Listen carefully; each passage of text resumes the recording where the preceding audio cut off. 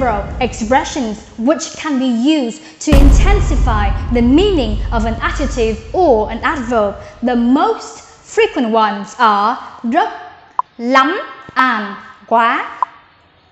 First of all, rất, which means very or so. It occurs before the word whose meaning we intensify. For example, this beach is very beautiful.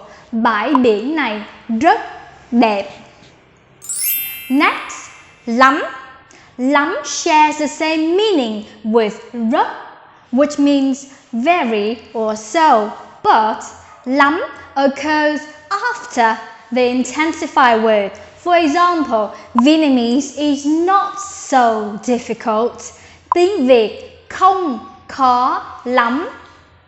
Number 3, quá, which means greatly or to.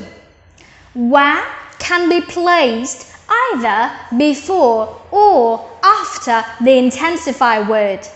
We have two examples here. The first one with the meaning to. It's been raining really heavily.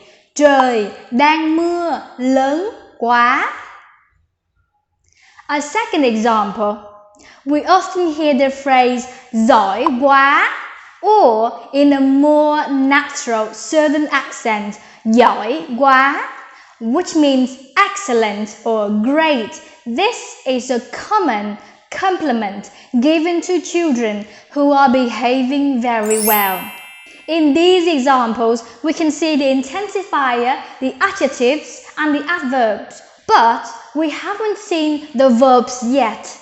So is it true that there are no verbs in Vietnamese? Let's find out over here.